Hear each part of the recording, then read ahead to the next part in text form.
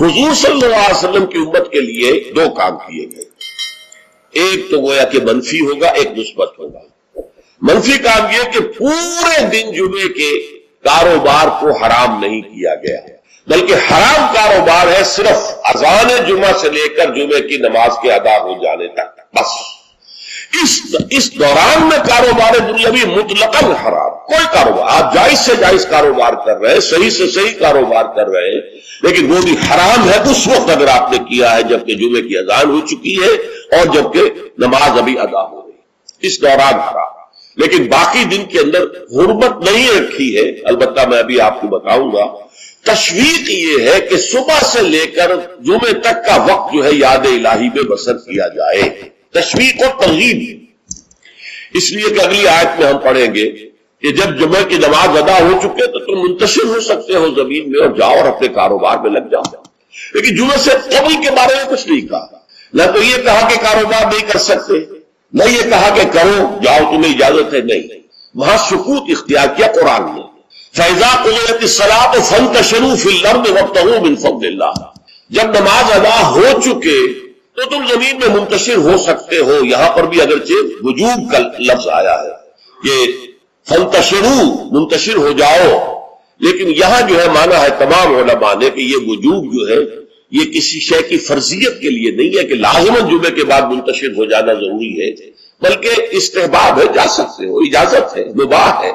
کاروبار کی حرمت کا معاملہ ختم ہو گیا جیسے ہی جمعے کی نماز ادا ہو چکی، اب آپ جائیں اپنے دفتر میں جائیں، اپنے کاروبار میں جائیں، اپنی دکان پر جائیں، کوئی اعتراض نہیں۔ لیکن یہ ہے کہ جہاں تک پہلے کا وقت ہے اس کے بارے میں کوئی بات نہیں آئی، یہ احادیث میں آئی ہے اور اسے تبکیر کہتے ہیں۔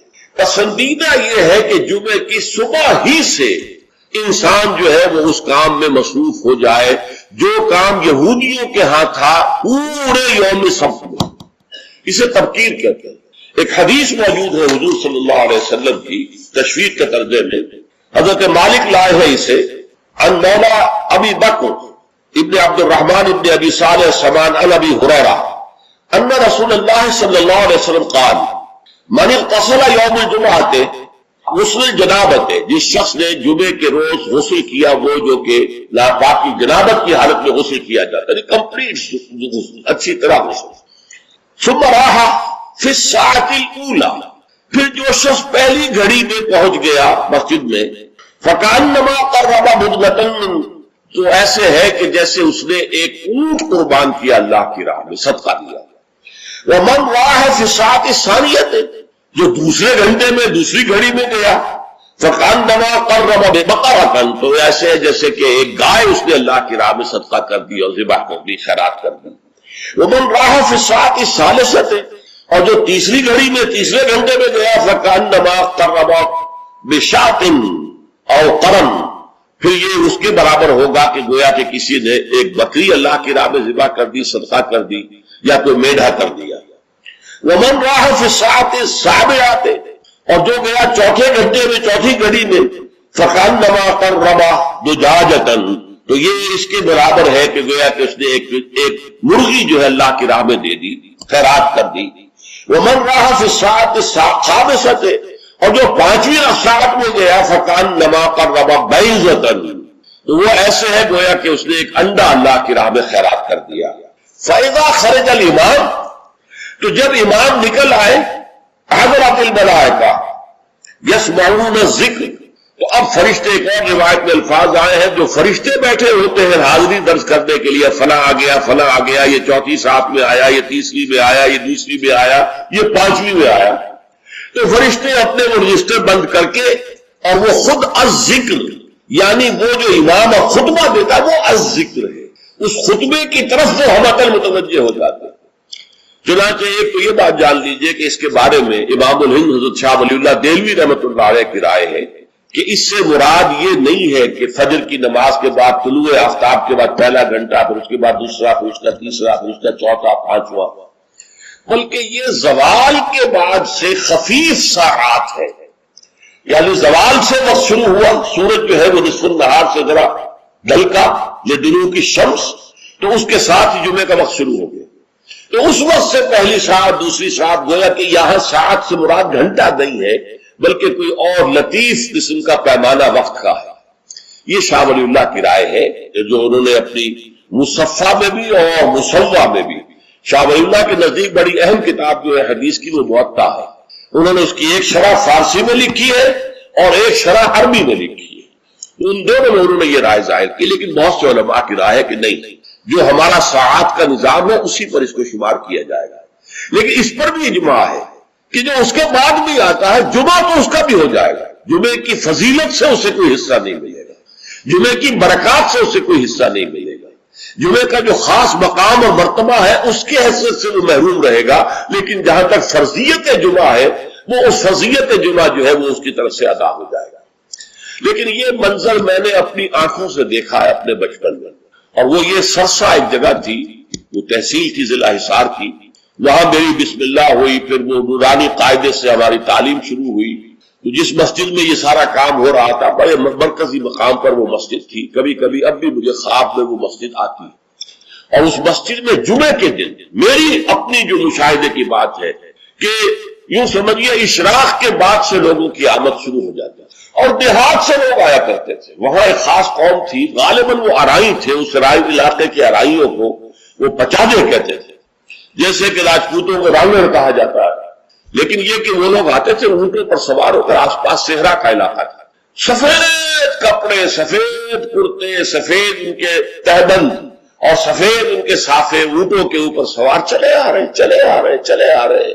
اس لیے کہ دیہات میں جمعہ نہیں ہوتا، اور اس وقت اس پر سختی کے ساتھ عمل ہوتا تھا کہ اصل میں جمعہ جو ہے وہ شہر میں ہے. تو وہ آتے تھے اور مسجد جو ہے وہ صبح ہی سے بھر جاتی تھی. کہیں ایک جگہ کوئی شخص کھڑا آواز کہہ رہا ہے، کچھ لوگ اس کے گرد جمع ہے. کہیں کوئی شخص بیٹھے ہوئے قرآن خود ہی پڑھ رہا ہے، کوئی نوافل پڑھ رہا ہے. یہ نقشہ میں نے اپنی آنکھ سے دیکھا ہے، بچپن کا یہ نقشہ. اب وہ معاملہ ختم ہو گیا، بالکل ختم ہو گیا. اب تو بھاگ دوڑ کر کے جو ہے وہ لوگ جمعے میں پہنچتے بھی اس وقت ہے جبکہ وہ عربی کا خطبہ شروع ہونے والا. اس لیے کہ عام طور پر تقریروں کے اندر کوئی خاص مواد ہوتا نہیں ہے، یا فرقے واریت کی تبلیغ ہو رہی ہوتی ہے، یا سیاسی مسائل کے اوپر دھواں دار تقریریں ہوتی ہیں. لوگوں کو ان سے دلچسپی نہیں. تو فرض ادا کرنے کے لیے بس وہ جب خطبے کی اذان کا وقت ہوتا ہے تو اس وقت وہ پہنچ جاتے ہیں. نماز ادا ہوئی یا روانہ ہو گئے. اللہ خیر سے اللہ. میں سب سے پہلے آداب جمعہ اس کے عنوان سے عرض کر رہا ہوں کہ جمعے کے روز غسل واجب ہے تقریباً علی کل محتلم. یہ حضور کے الفاظ یہ ہے، غسل الجمعہ کے واجب علی کل محتلم. جو بھی بالغ ہو چکا ہے مرد، عورت پر تو ظاہر بات ہے کہ جمعہ فرض ہے ہی نہیں، جیسا کہ میں عرض کر چکا ہوں. اس کے لیے جمعے کا غسل واجب ہے. اور اندازہ یہ ہوتا ہے، میں یقین سے تو نہیں کہہ سکتا، کہ جیسے ہی جمعے کے لیے روانگی ہو اس وقت غسل کیا جائے. پھر حضور نے یہ بھی فرمایا ہے کہ اچھے کپڑے پہن کر جاؤ، دھلے ہوئے کپڑے پہن کر جاؤ. آپ نے فرمایا کہ کیا تم میں سے کسی شخص کے لیے یہ ممکن نہیں ہے کہ اپنے جو محنت کے کپڑے ہوتے ہیں، محنت یعنی ان پہ مشقت کرتا ہے، ایک لوہار بیٹھا ہوا ہے اور وہ بھٹی کے سامنے بیٹھ کر کام کر رہا ہے، پسینے آئیں گے، اس کپڑوں میں بدبو ہو جائے گی پسینے کی، پھر اس کے اوپر سیاہ داغ پڑے ہوں گے، میلے ہوں گے. تو یہ اس کا لباس ہے محنت کا. یا کوئی کاریگر ہے، مکان کی تعمیر میں لگا ہوا ہے، ظاہر بات ہے جب وہ یہ کام کر رہا ہے گارے کے دھبے ہوں گے، کچھ اور ہوگا. تو حضور نے فرمایا کیا ممکن نہیں ہے تم میں سے کسی کے لیے کہ ایک علیحدہ سے جوڑا جمعے کے لیے رکھ دو، وہ جمعے ہی کے صرف استعمال کیا جائے. وہ تمہارے محنت کے کپڑے نہ ہو کہ جن میں تم محنت اور مشقت کرتے ہو، بلکہ وہ علیحدہ سے ایک جوڑا ہو، اس کو فراہم کر کے رکھ دو. پھر یہ بھی فرمایا گیا کہ تیل لگاؤ، بالوں کے اندر تیل لگاؤ، دہن. اور یہ بھی فرمایا گیا کہ کوئی خوشبو ہے تو خوشبو لگاؤ. وہ سب کس لیے کہ جو ماحول ہو جمعے کا وہ معطر ماحول ہو. ایسا نہ ہو کہ پسینوں کی بدبوؤں کی وجہ سے طبیعت ملغوز ہو رہی ہو لوگوں کی، نہیں، بلکہ یہ کہ بڑا خوشگوار ماحول ہو، خوشبو ہو اس کے اندر. اور یہ کہ کپڑے اچھے پہن کر لوگ بیٹھے ہوئے ہوں. بلکہ اسے کہا گیا الجمعہ تو عید المسلمین، یہ افروزہ عید ہے. در حقیقت یہ مسلمانوں کو عید کی طرح اسے جو ہے وہ منانا چاہیے، سیلیبریٹ کرنا چاہیے. جیسے عید کو آپ کپڑے جو ہے غسل کرتے ہیں، صبح کپڑے بدلتے ہیں، خوشبو لگاتے ہیں، پھر جاتے ہیں مسجد کو، عیدگاہ کو، ایسے ہی معاملہ ہونا چاہیے جمعے کا. یہ عید المسلمین ہے، یہ گویا کہ ہفتے وار عید ہے مسلمانوں کو.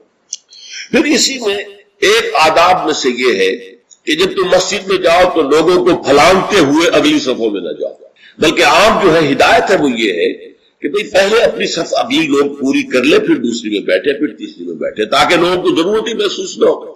تو وہ دیکھتے ہیں کہ اگلی صف میں جگہ خالی ہے تو پھر وہ لوگوں پہ پھلانگتے ہوئے جاتے ہیں، لیکن ہر صورت پھلانگتے ہوئے یا لوگوں کو علیحدہ کر کے پھر اپنے لیے جگہ بنانا، یہ جو ہے اس سے منع کیا گیا ہے۔ خاموشی سے جہاں جگہ تمہیں مل رہی ہے بیٹھ جاؤ، اور پھر اسی میں سے انصات ہے، خاموش رہو، گفتگو نہ ہو۔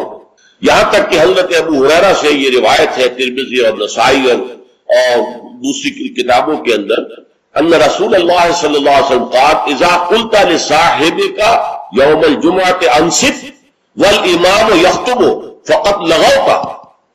دو آدمی گفتگو کر رہے، آپ تیسرے آدمی ہیں، آپ سن رہے، آپ ان سے کہتے ہیں خاموش ہو جاؤ، تو تم نے بھی لغو کام کیا۔ انہیں منع کرنے کے لیے بولنا بھی پسندیدہ نہیں، خاموش ہے، اشارے سے کہہ دو، لیکن تم نے اگر آواز نکالی جبکہ امام خطبہ دے رہا ہے، امام کے خطبے کی طرف ساری توجہ، اس جمعے کی ساری حیثیت جو ہے وہ اسی خطبے کی وجہ سے، لہذا اس میں آپس میں گفتگو کرنا اس طرح کی چیزیں جو ہے وہ بالکل غلط ہیں، آداب جمعہ کے منافی ہیں، جس کی انتہا یہ ہے کہ اگر وہ آپس میں دو گفتگو کر رہے ہیں اور آپ انہیں روکنے کے لیے بھی زبان کھولے، انصت، خاموش ہو جاؤ، تو یہ بھی فقط لغو کا، تم نے بھی ایک لغو حرکت کی، بلکہ اشارے کنایت سے کہہ دیا جائے، زبان نہ کھولی جائے۔ پھر اس میں حضور کیا کرتے تھے، خطبے میں کیا کرتے تھے؟ یہ روایت جو ہے مسلم شریف کی ہے، جابر بن سمرہ رضی اللہ تعالی عنہ فرماتے ہیں کانت للنبی خطبتان، حضور کے دو خطبے ہوتے تھے، یجلس بینہما، ان دونوں کے درمیان آپ ذرا تھوڑی دیر کے لیے بیٹھتے تھے، جیسے کہ آپ کو معلوم ہے تمام امام جو ہے وہ یہی کرتے ہیں آج۔ یقرأ القرآن یذکر الناس، جمعے میں کرتے کیا تھے؟ قرآن پڑھتے تھے اور لوگوں کو نصیحت کرتے تھے، یاد دہانی تھی۔ اب اس میں ایک بات تو سامنے آ گئی، دو خطبے ہوتے تھے، حالانکہ ہمیں معلوم ہے، تیقن کے ساتھ معلوم ہے، حضور لمبے خطبے کبھی نہیں دیتے تھے، لمبی تقریر کبھی نہیں کرتے تھے، آپ کی تقریر بالکل مختصر ہوتی، یوں سمجھیے کہ جو ما قل و کفا خیر مما کثر و الہا، کم ہے لیکن وہ کفایت کر جائے، وہ بڑی لمبی چوڑی تقریریں جو ہے اس کی اب اس میں فائدہ کیا تھا؟ عربی زبان قرآن کی، عربی زبان حضور کی، عربی زبان آپ کے سامعین کی، لہذا اب بات صرف یہ رہ گئی کہ از دل خیزت بر دل بیزت، دل سے نکلے دل پر اتر جائے۔ ہمارا مسئلہ مختلف ہے، ہم عربی نہیں جانتے، خطبہ عربی میں ہے، اب خطبہ تو سمجھ میں لوگوں کے اسے آتا ہی نہیں، خطبہ کے ذریعے تو جو مقصد خطبہ ہے وہ حاصل نہیں ہوتا، لہذا وہ تقریر کرتے ہیں، پہلے وعظ کرتے ہیں، اس میں بھی آپ پہلے کچھ قرآن پڑھیں گے تو ترجمہ کریں گے، وضاحت کریں گے، تب لوگوں کی سمجھ آئے گا۔ لیکن حضور کا معاملہ کیا تھا؟ وہ یہ کہ کان للنبی صلی اللہ علیہ وسلم خطبتان یجلس بینہما۔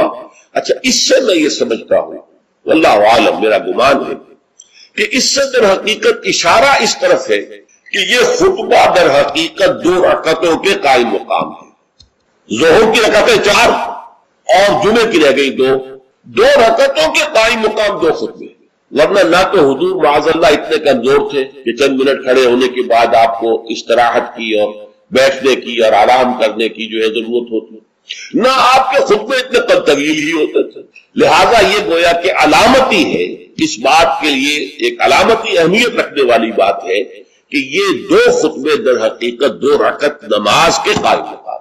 اب جیسے نماز میں آپ بات نہیں کر سکتے، اسی طریقے سے خطبے کے دوران بھی آپ بات نہیں کر سکتے، آپ کو خاموش رہنا ہے، مؤدب ہو کر پورے طریقے سے سننا ہے خطبہ۔ اس کے بعد فرمایا یقرأ القرآن ویذکر الناس، وہ قرآن پڑھتے تھے خطبے میں بھی۔ اب دیکھیے پڑھنے کے انداز کا فرق ہوتا ہے، ایک شخص قرآن پڑھ رہا ہے، دوسرا شخص قرآن پڑھ رہا ہے، اس کی گہرائیوں میں اتر کر پڑھ رہا ہے، جہاں آواز بلند کرنے کی ضرورت ہے وہاں آواز بلند کرتا ہے، جہاں آواز پست کرنے کی ضرورت ہے وہاں آواز پست کرتا ہے، اس طریقے سے وہ قرآن مجید کے اندر سے صرف اس کے معنی ہی نہیں نکال رہا بلکہ اس کے احساسات کو بھی اجاگر کر رہا ہے۔ تو حضور جیسے پڑھتے ہوں گے اس کا خیر ہم تصور نہیں کر سکتے، لیکن یہ کہ یہ ضرور آتا ہے کہ حضور کا خطبہ جو ہے وہ ٹھنڈا نہیں ہوتا تھا، جذباتی ہوتا تھا۔ چنانچہ یہ حدیث موجود ہے عبداللہ سے، جابر بن عبداللہ رضی اللہ تعالی عنہما سے، قال کان رسول اللہ صلی اللہ علیہ وسلم اذا خطب احمرت عیناہ وعلا صوته واشتد غضبہ حتیٰ کأنہ منذر جیش یقول صبحکم ومسعکم۔ حضور صلی اللہ علیہ وسلم جب خطبہ دیتے تھے آپ کی آنکھیں سرخ ہو جاتی، آپ کی آواز بلند ہوگی، اور ہاتھ پر ایک غضب کی سی کیفیت تاری ہوتی ہے، گویا کہ کوئی سالار ہے، کوئی سپہ سالار ہے جو اپنے لشکر کو بتا رہا ہے کہ وہ دشمن کا لشکر آ چکا ہے، اب یا تو صبح کو تم پر حملہ ہو جائے گا، شام کو ہو جائے گا، تیار ہو جاؤ پوری طریقے سے۔ تو جیسے کوئی کسی فوج کا سردار جو ہے سپہ سالار اپنے جو سپاہی ہیں ان کو آمادہ کرتا ہے جنگ کے لیے اور انہیں خبردار کرتا ہے کہ دشمن کا لشکر سر پر آ چکا ہے، سب تحکم اور بس تحکم، وہ صبح کو آیا یا شام کو آیا، آیا کہ آیا۔ اس طریقے سے حضور کا خطبہ ہوتا تھا، ٹھنڈا ٹھنڈا نہیں، بلکہ یہ کہ اس کے اندر ایک جوش اور لوگوں کو بھی جوش میں لانے کے لیے ایک ایسا انداز کہ جس سے خود ان کے اندر بھی جوش پیدا ہو جائے۔ اور اس میں کیا ہوتا تھا؟ قرآن پڑھتے تھے۔ ایک صحابی نے فرمایا ہے کہ میں نے سورہ قاف حضور کے خطبہ جمعہ سے یاد کی ہے، یعنی عام طور پر آپ سورہ قاف اس طرح پڑھتے تھے کہ پھر مجھے اس کے یاد کرنے میں بڑی آسانی ہو گئی اور میں یاد کر لیا۔ اس سے متعلق میری زندگی کا بھی ایک واقعہ ہے، میں بھی حیران ہوں اس طرح کے جب بات پڑھتا ہوں۔ یہ سن 54 کی بات ہے، جمعیت طلبہ میں میں تھا اس وقت، اسلامی جمعیت طلبہ، ایک تربیت گاہ ملتان کی جمعیت نے منعقد کی، اس میں درس قرآن کے لیے مجھے بلایا گیا۔ وہ ایک محلہ ہے ملتان کا قدیر آباد، اور قدیر آباد میں ایک مسجد تھی حافظ عبدالتواب صاحب کی، مشہور تھی، نابینا ہے۔ فجر کی نماز ایک روز میں نے اس مسجد میں پڑھی اور اس کے امام نے یا خود حافظ عبدالتواب تھے یا کوئی اور صاحب تھے، واللہ اعلم، مجھے نہیں معلوم، فجر میں سورہ قاف پڑھی، اس قدر عمدگی سے پڑھی، اتنی خوشحالی سے پڑھی، اس طرح اس کو پڑھتے ہوئے مجھے اپنے اندر جو ہے محسوس ہوا کہ کوئی چیز جو ہے جنبش میں ہے، رقص جاز برہم زلد افلاک را، تو یہ تو انسان کی روح کا ایک رقص ہے کہ جو ہوتا ہے قرآن کے ساتھ۔ میں نے اسی دن سورت قاف حفظ کر دی، اسی دن، 3 رکوع ہے، چھوٹی نہیں ہے، لیکن اسی دن میں نے حفظ کر دی، اس لیے کہ اس کا اتنا نقش مجھ پر قائم ہو چکا تھا قلب پر کہ پھر اسے یاد کرنا بہت آسان تھا۔